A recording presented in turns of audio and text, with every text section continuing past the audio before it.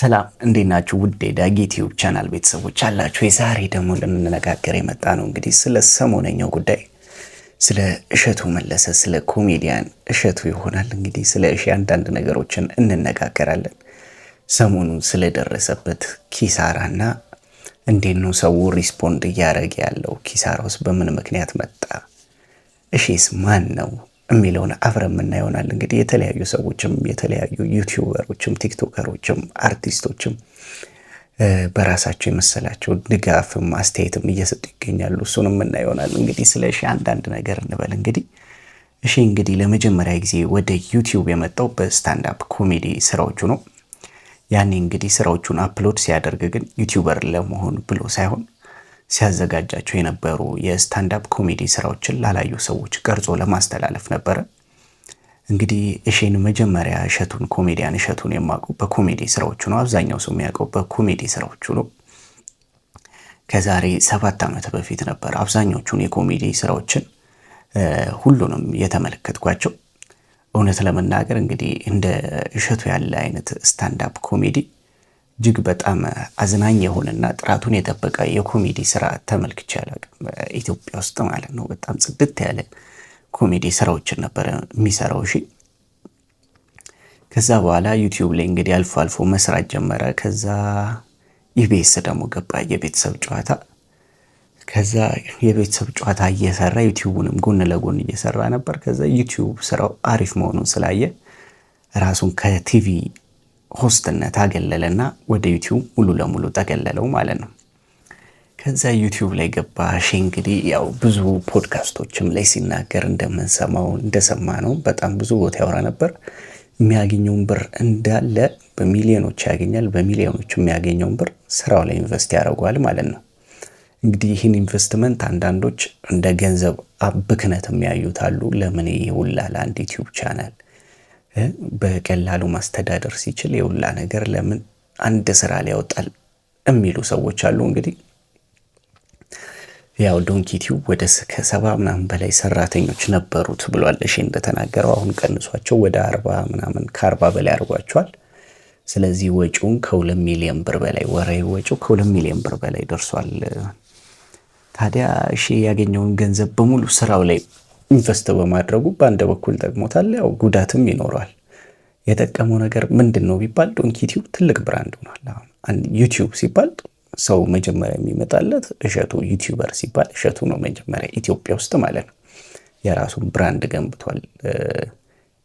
የዶንኪ ቲዩብ የሚባለውን ነገር ማያውቀው ሰው አለ ማለት አይቻልም። እንግዲህ አሁን ሶሻል ሚዲያ የሚጠቀም ሰው የጎዳው ነገር ደግሞ ያው ዩቲዩብን ተማምኖ በጣም ብዙ ሰራተኛ በዩቲዩብ ብቻ ማድረጉ ያው ጎድቶታል። ይሄን ያህል ወጪ ማውጣቱ ማለት ነው። ያው የዩቲዩብ ቪው የሚወጣም የሚወርድም ነገር ነው። ያው አልጎሪዝሙ አሁን ደግሞ ቲክቶክም ስላለ ቲክቶክም በጣም መጥቶታል የዩቲዩብን አልጎሪዝም። ሰው ቲክቶክ ላይ ነው ያለው። ዩቲዩብም ይሰራል፣ ግን እንዳለው እንግዲህ ቪዲዮቹን እየወሰዱ ቲክቶክ ላይ ይጭኑበታል፣ የሱን ቪዲዮ ማለት ነው። ቲክቶክ ደግሞ ከእያንዳንዱ ላይ ሪፖርት እያስደረጉ ማስጠፋት ራሱ ድካም ነው። በአንዱ ስታስጠፋ አዲስ አካውንት ገፍቶ በአዲስ ይጭኗል። እንግዲህ ኮሜዲያን እሸቱ ለስራው የሚሰጠው ክብርና ጥራትን የመፈለግ ጉጉቱ ወጪዎችን ሳያሰላ በከፍተኛ ሁኔታ ኢንቨስት እንዲያደርግ እዛ ስራ ላይ አድርጎታል። እንግዲህ ከቀናት በፊት መጥቶ ሁሉንም ነገር በግልጽ አውርቷል። እንዳለውም ከሆነ በአሁኑ ወቅት እንግዲህ በህይወቱና በሚዲያው ታሪክ እጅግ ከባዱና አስጨናቂው ምዕራፍ ላይ መድረሱን በይፋ ተናግሯል። አሁን ይህንን ሳውረው ፈገግ ለማለት በሞክርም ውስጤ ግን በታላቅ ጭንቀት ውስጥ ነው ያለው እንግዲህ ኮሜዲያን እሸቱ መለሰ። እሸቱ እንዳለው እንግዲህ በቀጣዮቹ ቀናት ውስጥ 31 የዶንኪ ቲዩብ ሰራተኞችን ከአቅም በላይ በሆነ ምክንያት ለመቀነስ እየተገደደ ይገኛል። ይህ ውሳኔ ለእሸቱ እንግዲህ ቀላል አይደለም። ምክንያቱም ከእያንዳንዱ ሰራተኛ ጀርባ የ4 ልጆች እናቶች፣ የ3 ልጆች አባት ቤተሰብ አለ። ስለዚህ ህይወትና ተስፋዎች አሉ ማለት ነው። አሁን ባለው የኑሮ ውድነት ደግሞ ስራ ማጣት ምን ያህል ከባድ እንደሆነ ሁላችንም የምናውቀው እውነታ ነው። የሚዲያው ወይም የዩቲዩቡ ገቢ አሁን በአሁኑ ወቅት ተቋሙን ራሱን ችሎ ለማስቀጠል ወይም ሰርቫይቭ ለማድረግ አልቻለም ብሏል ኮሜዲያን እሸቱ። እንግዲህ ይህንን ለመቋቋም የተወሰዱ ከባድ እርምጃዎች መኖራቸውን የገለጸው ኮሜዲያን እሸቱ ቀደም ሲል ከ60 በላይ የነበረውን ሰራተኛ ውስጥ አብዛኞቹ በፍቃዳቸውም እንዲሁም በተቋሙም የለቀቁ ሲሆን የቀሩት 46 ሰራተኞችም እንግዲህ ችግሩን ተረድተው ደሞዛቸውን በግማሽ አንዳንዶቹ በግማሽ አንዳንዶቹ 25% በመቀነስ አንዳንዶቹ ደግሞ በሚሰራው በሚጫነው ቪዲዮ ልክ በእያንዳንዱ ቪዲዮ ልክ በመቀበል አብረው እየታገሉ እንደሚገኙ እንግዲህ ያስረድቷል።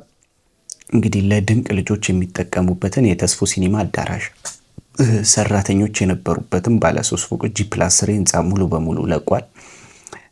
አሁን ሁሉም ሰራተኞች በአንድ ፍሎር ላይ ተጨናንቀው ነው የሚሰሩት። ያው ቀደም ሲል እንግዲህ ዶንኪቲዩብ ለሰራተኞች እንግዲህ በነፃ የሚያቀርበው ቁርስ፣ ምሳና እራት አቅማቸው ላልፈቀደ ቁርስ፣ ምሳና እራት ያቀርብ ነበር ዶንኪቲዩብ። አሁን እሱን አገልግሎት ሙሉ በሙሉ አቁሟል። ብዙ ሰዎች እሸቱ ሚሊዮነር ነው ብዙ ንብረት አለው ብለው ቢያስቡ እውነታው ግን ፍጹም ተቃራኒ ነው ያለው ኮሜዲያኑ። አሁን ባለው የሀገሪቱ የኑሮ ውድነት የነዳጅና የጤፍ ዋጋ መጨመር ቢዝነስ መስራትን እጅግ ፈታኝ አድርጎታል።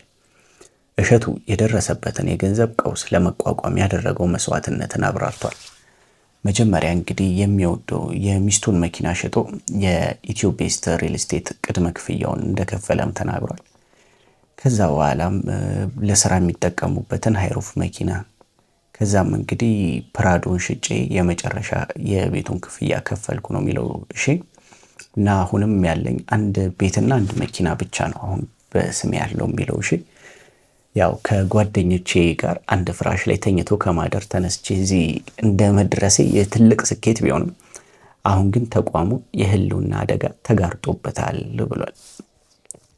እንግዲህ ኮሜዲያን እሸቱ መለሰ ለኢትዮጵያውያንና ለኤርትራውያን ባቀረበው ጥሪ እንደገለጸው ላለፉት 17 ዓመታት በፍቅርና በአስተያየታችሁ ያሳደጋችሁት በጎ ነገር ሲሰራና ተአምር ሲያደርግ አብራችሁ የቆማችሁት የዓለም ዙሪያ ወገኖች ይህ ሚዲያ እንዲህ ሲፈተን ዝም እንዳትሉ በትህትና ጠይቋል።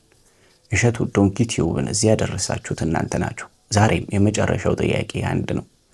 በዚህ አስቸጋሪ ሰዓት ከጎናችሁን አላችሁ ወይ ሲል በተሰበረ ልብና ተማጽኖ አቅርቧል። ይህንንም ሰምተው በመላው ዓለም የሚገኙ ኢትዮጵያውያን ዶንኪቲዩብን ለማዳን ርብርብ እያደረጉ ይገኛሉ።